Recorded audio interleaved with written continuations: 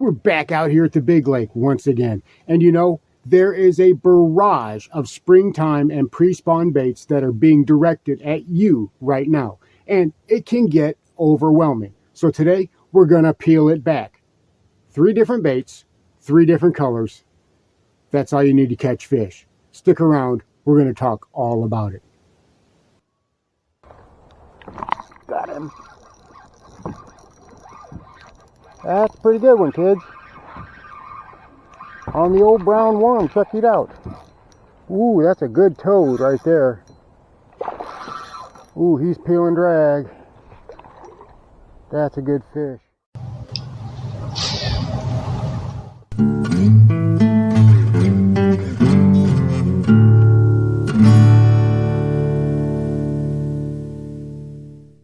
And here is this video's featured comment. Congratulations! If you would like to have a chance to have your comment featured in an upcoming video, all you've got to do is leave a comment. And now, on with the video. Welcome back to Lowbrow Fishing. And as we move further along in the month of February and that fishing begins to pick up because that water is finally starting to warm up. Here in the southeast, the pre-spawn is fully underway and the spawn is right behind it. What does that mean? Well, it means that every YouTuber, their brother, their cousin, their uncle, their grandmother, and their great aunt twice removed are all doing their videos about what baits you need to throw. And a lot of times, there's some overlap, but a lot of times it's just, this is what I like, this is what I like. And don't get me wrong, there's nothing wrong with that. I'm not saying that those baits don't work. I'm not saying that they're not great choices.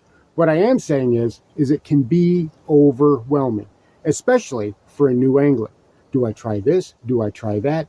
They say that this works. They say that that works. What do I possibly use? Well, let's go ahead and boil things back just a little bit. Let's peel things back and keep things simple. You know, in order to catch fish in the pre-spawn, in the spawn, and heck, all year long, I've whittled it down to 3 excellent presentations that will cover pretty much every single situation that you can possibly think of. Whether you're bottom bouncing, whether you're fishing suspended bass, whether you want to fish higher up, whether you want to fish out deep, whether you want to fish windy days, cloudy days, whatever. These 3 baits, these 3 colors are going to have you covered. You know, it's not really that hard. So let's go ahead and get right into it, because the first one obviously is not going to be any type of surprise to anyone. The stick bait, the 5-inch Senko, the bait that has caught more fish than any other bait combined. These things, they just catch fish. So obviously this is what I'm going to lead off with, because there's so many different ways you can rig just this one bait. Texas rig it, Wacky rig it, NACO rig it, Waco rig it. You can use it as a trailer. You can use it on a shaky head. You can use it on as a Ned rig. It's pretty much endless. And even with all of those ways of rigging it, then there's also all of those different ways to fish this thing. So of course, this has got to be on the list. Now, this is a green pumpkin one. This is a natural colored one. So that's one type of color that I like. Now, what's the other one? Well, again, if you watch the channel, it's no surprise. That's Junebug. My absolute favorite color for a soft plastic stick bait is Junebug.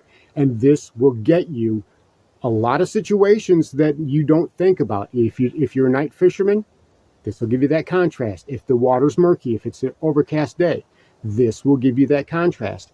Even on sunny bluebird skies when the wind is calm and you just want to change a pace from this, well, this will get you there, right? This is a great color. Green pumpkin will catch a lot of fish, and in a lot of instances, it will catch a lot of great fish. But this is something that I will use to change things up from time to time. You said lowbrow, you're going to have 3 colors. Well, here's the third one, and this is not going to be any surprise either, and that's good old brown, right? I know somebody was probably going to say, hey, white or black, and those are great colors. If those what work for you, then white and black are excellent colors, but we're trying to keep it super simple. I'm trying to keep it super earthy here.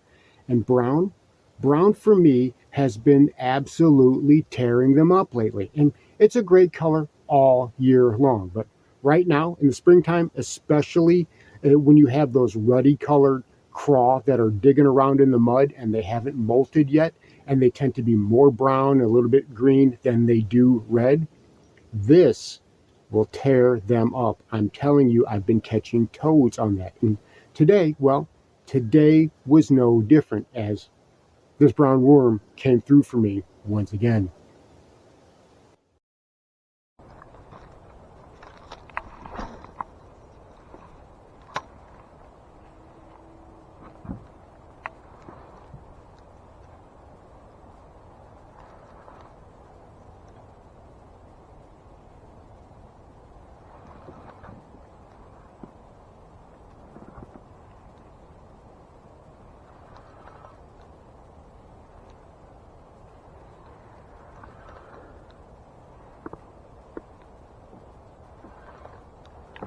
Got him.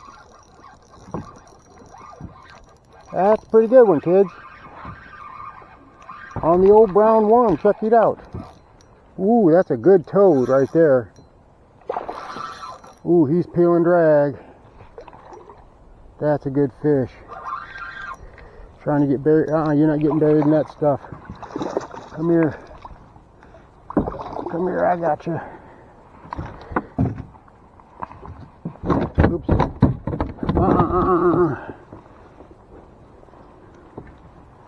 Look at that toad. 3-pound bass. Alright. 3.61 pounds. So another gorgeous one. 3.61 pounds. Beautiful bass. Absolutely beautiful. Beautiful bass. Biggest bass so far this year. Beautiful bass. Thank you, buddy. And there she went. Gorgeous, beautiful fish. All right. A 5-inch stick bait, a 5-inch Senko. No surprise there. Well, we're going to move on to the second one. The second bait that I really think is going to do you just fine. And that is going to be a hard jerkbait. These things work great all year long. They're simple to use. Twitch, twitch, pause. Twitch, these twitch, can pause. Fish different water depths depending on how you cast them and reel them down. Don't want to reel it down, you can fish closer to that surface, especially if you have a rising type. This is a suspending type. If you've got a floating type, such as a Rapala or something of that nature, this will suspend, those will float. You can fish different areas of the water column, and you can also modify them with suspend strips or suspend dots, and you can get them to sink down even more.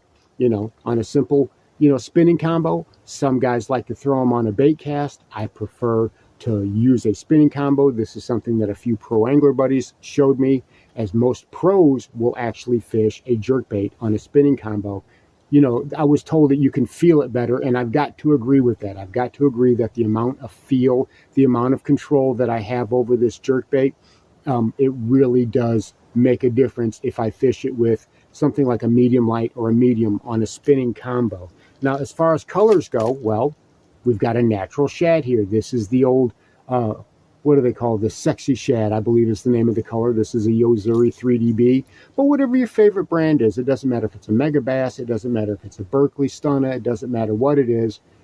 Good old shad color. You're not going to go wrong with that. Now, for those days when it's just a little bit more cloudy out, it's got a little bit more wind, then I'm going to go with something like this. This is a KVD from Strike King, a 200 size, and this has got that chrome flash to it. Again, it's got a shad pattern, but it's got that chrome flash to it. And on a darker day, a little bit less light, a little bit more noise from the wind or whatnot, this is going to be the second color that I choose. And it works perfect for me. So I've got those two colors together. But third, well, if you're a friend of the channel, you already know what the third one is. That's right, the cat turd.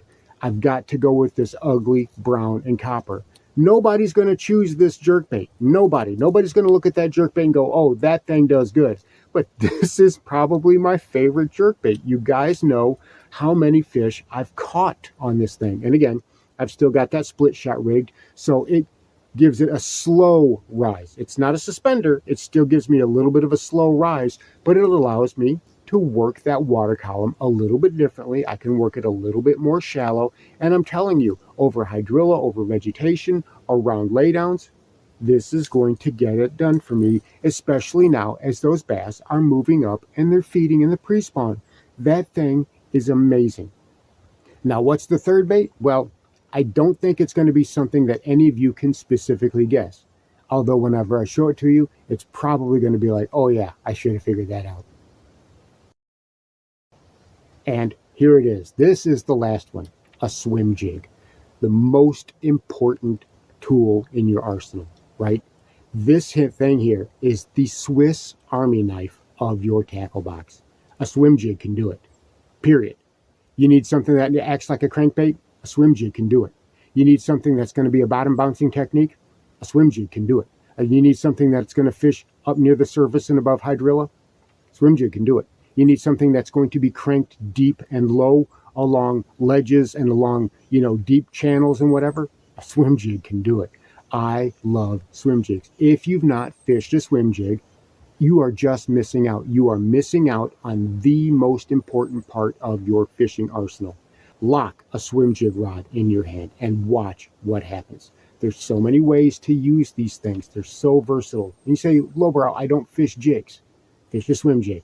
I'm telling you, lipless crank right here. Spinnerbait right here. A stroking jig, a dragging jig, any type of jig that you want to have is right here. These things will get it done. And this is one of those baits. A swim jig is one of those baits where once you tie it on, you really don't need to take it off because it can do that. It's like, well, I need to retie this because I need a moving bait to go through that hydrilla. Well, swim jig can do that. It's like, well, I've got this and I need to drag around a seam. I want to drag up against some riprap rocks. Well, swim jig can do that. Well, I need to fish up under docks and I need to skip up under flooded brush. Swim jig can do that, And this right here, this is a Sixth Sense, what do they call this? A divine swim jig. And I've got a Rage Menace Grub on here as the trailer. Paired together, again, we had a little bit of a darker skies today. We had some wind that came through. We had some good bit of cloud cover. And the water still has a little bit of stain to it. So this is what I worked with. So this is going to be color number one. Obviously a black and blue type of color that works well for me. It goes with my methodology, doesn't it? I like the June bug worms, and I'm going to like a black-blue type of swim jig. But a natural type of swim jig, something that's got that green and brown to it, something that's going to be a bluegill or a sunfish imitator. That's going to be another one that works so well. And lastly, white, because you've got to have a white swim jig. If you're going to have any lure that's white, it's got to be a swim jig. Swim jigs excel at white. And this is when it becomes a shiner impersonator or imitator or a shad imitator. This is when it does really, really good. Whenever you want to swim something, say a little bit deeper in the water column or along those grass edges or along those current seams, a white swim jig is going to get it done, especially when other guys are throwing spinnerbaits. So, let's go out on the water, and I'm going to demonstrate so many different ways for you to use these things. It'll make your head spin. Another way you can do a swim jig is you can cast it out there, right? Let it sink all the way down. Let it sink all the way down, all the way down. Be nice and patient with it, nice and patient. And then we're just going to drag it like we would any other type of jig, right? Just kind of drag it along. Drag it along, shake it just a little bit. And in places where you have a whole lot of hydrilla, places where even something like a flipping jig will get hung up, a swim jig is great because it's got that flat wedge head, and the line tie is generally straight out, so you have a lot more ease pulling it through the vegetation. Now you can still feel the vegetation, but it's a lot less resistant. So like I said, fish it just like you would a regular jig. Just cast it out there. Cast it out there. let it sink. There's a reason why I call a swim jig your Swiss Army knife. You know, reel up the slack a little bit and just kind of sweep it to the side. Or you can come up with it if you want to. That's another way to do it, you know. If you want to come up with it, you can come up and over with it, or you can come to the side. It all depends on if you want to keep bottom contact. Sweeping to the side generally maintains better bottom contact.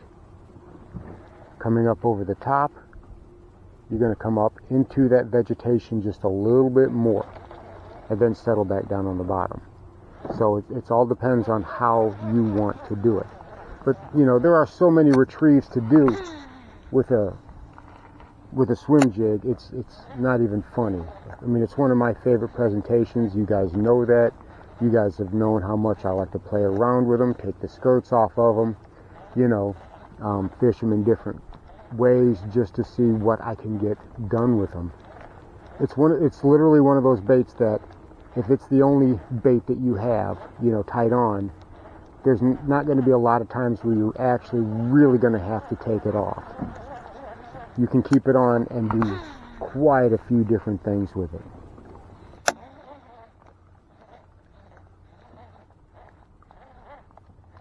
And that's basically the ins and outs and the gist of fishing a swim jig. So as you can see, it's pretty much endless. You can sit around and play with a swim jig and get it to do anything you want to. And in conjunction with those other two items, the stick bait and the jerk bait, you will have everything covered, especially if you're a bank angler. If you're a bank angler and space is at a premium, I'm telling you, jerk bait, stick bait, swim jig, and you'll be able to cover everything. Deep water, shallow water, all the types of cover. If you're a bank angler, don't get overwhelmed by all the different possibilities that you can throw. I'm telling you what, a stick bait, a jerk bait, or a swim jig. Lock yourself into one of those three things. Carry only those three things in those three colors. Keep it simple and watch how clear your mind is and how easily you're actually able to focus on what those bass are doing and how to put yourself on more fish. So there you have it. 3 lures, 3 colors, right? That's all we really need to catch fish. We don't need to go crazy with it. And the best part about it is this presentation will work from the bank, from the boat, and it'll work all year long in pretty much any fishery that I can think of. So like I said, the next time you're feeling overwhelmed, give it a try. Roll it back. Instead of going more, go less. Go with those 3 simple things in those 3 simple colors and watch the results. Thanks for watching Lowbrow Fishing. We'll catch you in the next one.